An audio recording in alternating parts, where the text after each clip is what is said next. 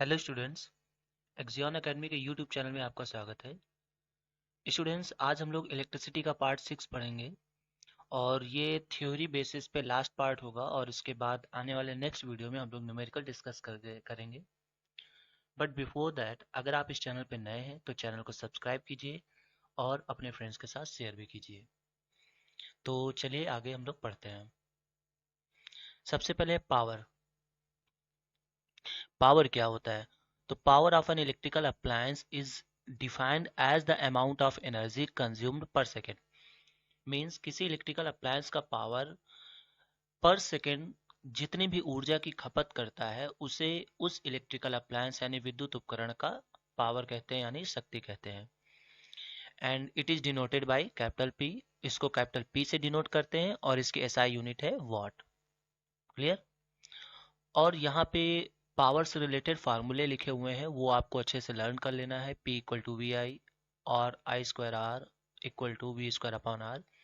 इन तीनों में से कोई भी फार्मूला न्यूमेरिकल में यूज हो सकता है। ठीक है, तो आपको समझ में आ गया होगा। Now heating effect of electric current. देखिए, नाम से बिल्कुल समझ में आ रहा है। Heating effect of electric current means when current flows through the conductor it produces heat. This phenomenon is called heating effect of electric current. Means जब किसी कंडक्टर में से करंट फ्लो होती है तो वो हीट प्रोड्यूस करता है, ऊष्मा उत्पन्न करता है। इसी फिनोमिनन को हम लोग heating effect of electric current बोलते हैं। And it is also as it is given by Joule's, मतलब ये सबसे पहले जूल्स ने दिया था, इसलिए इसको जूल्स लॉ ऑफ हीटिंग भी कहते हैं। क्लियर? ये बातें आपको समझ में आ गई होंगी। तो चलिए नेक्स्ट पढ़ते हैं। अगला है फैक्टर डिपेंड हीटिंग इफेक्ट। देखिए, अब इससे पहले वाले फार्मूले में अभी पी का फार्मूला था, तो अब यहाँ पे हम स्टडी करेंगे कि जो हीट है, जो हीटिंग जनरेट होती है, वो किन किन फैक्टर्स पे डिपेंड करती है। तो उन फैक्टर्स के लिए हमें यहाँ पे फार्मूले को याद रखना है। पहला पॉइंट क्या है? The heat produce is proportional to the square of current. मतलब जो भी हीट प्रोड्यूस होती है वो करंट के स्क्वायर के प्रोपोर्शनल में होती है। The heat produce is proportional to the resistance of conductor. और जो हीट प्रोड्यूस होती है वो रेजिस्टेंस, कंडक्टर के रेजिस्टेंस के प्रोपोर्शनल में होती है। मतलब ये रेजिस्टेंस जितना ज़्यादा होगा हीट उतनी ज़्यादा प्रोड्यूस होगी। और करंट, देखिए यहाँ पे करंट के स्क्वायर के प्रोपोर्शनल में है। कहने का मतलब ये है कि अगर करंट को 2 टाइम्स करेंगे तो हीट 4 टाइम्स हो जाएगा। क्लियर? अब देखिए यहाँ पे इसका एप्लीकेशन क्या है। जो भी ये जूल्स लॉ ऑफ हीटिंग है, इसका क्या एप्लीकेशन है? तो this phenomena is used where we need to convert electrical energy to heat energy. इस फिनोमिनन का यूज वहाँ होता है जहाँ पे हमें इलेक्ट्रिकल एनर्जी को हीट एनर्जी में कन्वर्ट करना हो, जैसे कि आयरन, हीटर, बल्ब एक्सेट्रा। इन सब पे जूल्स लॉ ऑफ हीटिंग का यूज होता है। आई होप आपको इतने पूरा समझ में आ गया होगा। और ये थ्योरी बेसिस पे ये लास्ट वीडियो होगा, इसके बाद हम न्यूमेरिकल डिस्कस करेंगे। तो अभी और भी कुछ चीज़ें बाकी हैं, तो आगे हम लोग पढ़ते हैं। अब मोस्ट इम्पॉर्टेंट थिंग फ्यूज़। ठीक है, कि ये फ्यूज़ क्या होता है? तो fuse is a safety device that secure electrical appliance from large current. Means जो फ्यूज़ होता है ये एक प्रकार का सेफ्टी डिवाइस होता है जिससे हम इलेक्ट्रिकल अप्लायंस को बचा सकते हैं, सिक्योर कर सकते हैं from large amount of current. अब देखिए यहाँ पे कभी कभी पूछा जाता है कि फ्यूज किस फिनोमिना पे या किस प्रिंसिपल पे बेस है। तो the principle of fuse is based on heating effect of electric current. यानी जो फ्यूज का प्रिंसिपल होता है वो heating effect of electric current होता है।